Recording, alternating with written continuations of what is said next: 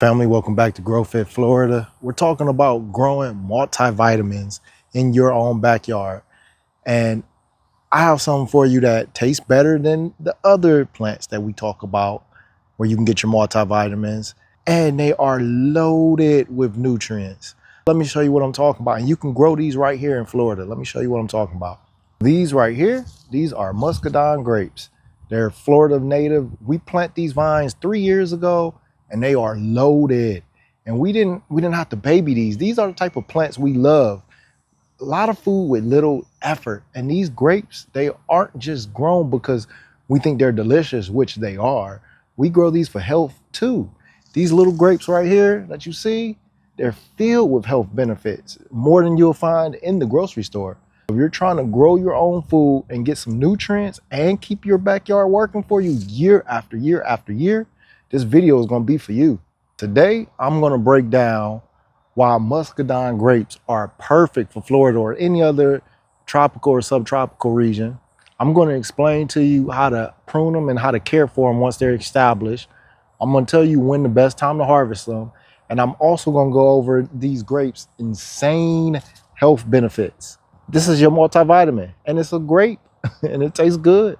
Let's get into it. So let's start right here first off. So why muscadines? Out of all the grapes you can plant, why muscadines? Why not just go to Lowe's or Home Depot or wherever else and pick up any grape plant and just put it in the ground? Well, because those grapes and most grapes, they really struggle in Florida and many other places with similar climate. This heat, this humidity, the bugs, disease, they just can't take it. You'll be fighting for years just to get a handful of grapes. And you see how many grapes we got on here. It's just not worth it. So, but muscadines, they're native to southeastern US. They've been grown wild here for thousands of years before it was grocery stores and the irrigation systems we got. And they love this crazy heat. In fact, they actually need this heat.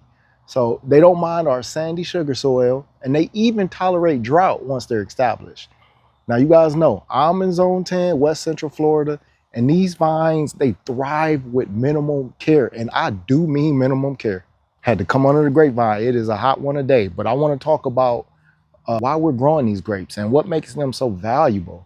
So you guys should know. Now, we're growing them, yes, for the taste because we enjoy the taste and our kids love it too. But we are definitely growing them before the health benefits. Muscadine grapes, these are in a league of its own. They have resveratrol in them, and that's a compound that you hear about that's in red wine. It's linked to healthy heart, anti-aging, better circulation, and muscadines, they have some of the highest levels of resveratrol in any grapes, 40 times more than its European varieties.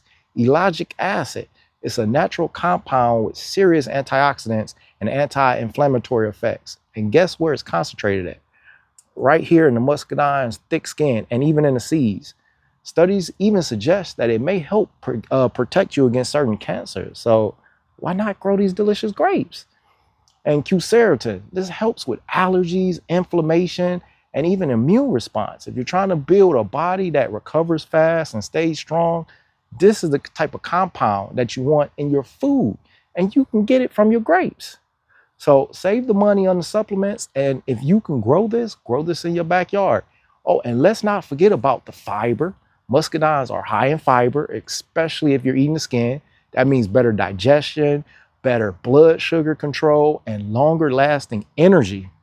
Muscadines, they're also rich in vitamin C for your immune system, vitamin K for bone health, and small but very valuable still amounts of potassium and magnesium and even manganese. So these grapes can be your daily multivitamin, and you can grow them in your backyard.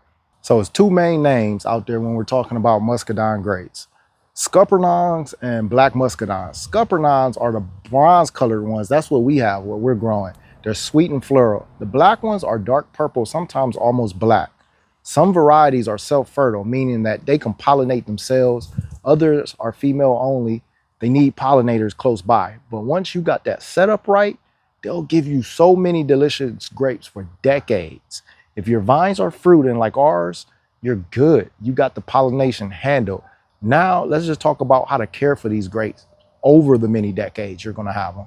So by year three, muscadines turn from like this cute little grapevine that you got to almost as aggressive as like passion fruit vines.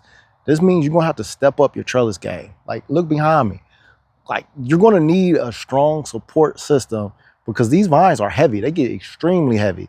You're gonna need something strong and sturdy, like whether that's a T-trellis, a pergola, or just a setup that's anchored in wood. You're gonna need something. But good thing is, once these muscadines are mature, you really don't need that much water. Rainwater usually does the job, but if it's a dry spell, we'll hit it with a good deep soak maybe once a week. We also like to fertilize these possibly 3 times a year at most. Early spring, mid-spring, and then again in the summer. A balance 10-10-10 works fine, but you also want to top dress these with some compost, some worm castings. It feeds the soil all year long. And if you want fruit every single year, you have to prune. This is where a lot of people mess up. You're gonna have to prune.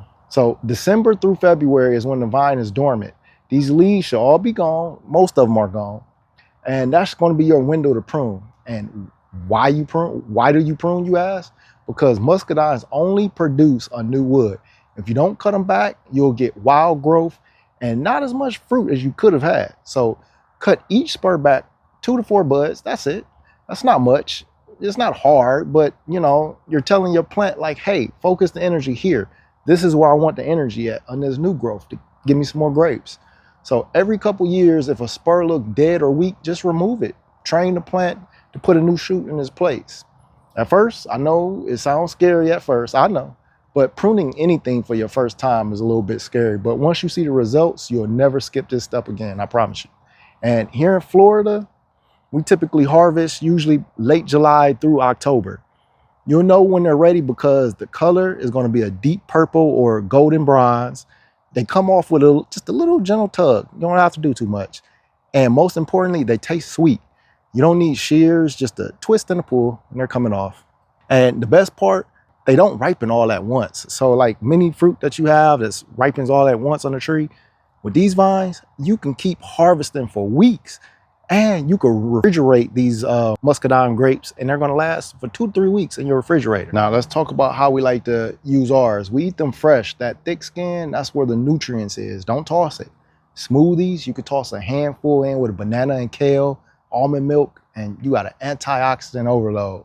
Juice, hey, if you got a juicer, try it. No sugar needed. Just throw it in, some ice, and sip. You're good to go.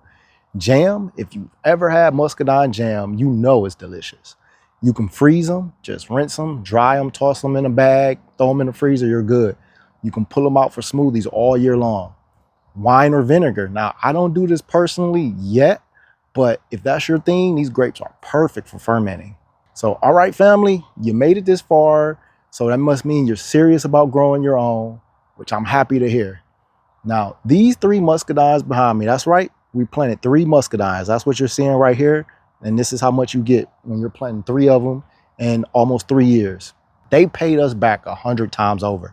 No fancy tools, no greenhouse, just this Florida sun, soil, and just a little know-how. If you're in Florida or anywhere in the Southeast, this is one of the smartest fruit plants that you can grow and get your nutrition. They'll give you fruit for decades. And isn't that what real security is? You're going to get food for decades. So do me a favor and drop a comment below if you grow muscadines or you want to start. Share this video on all your socials with your family and friends so they can get inspired to grow some muscadine grapes or vitamins. The next one, take care of yourselves, take care of your family, and God bless.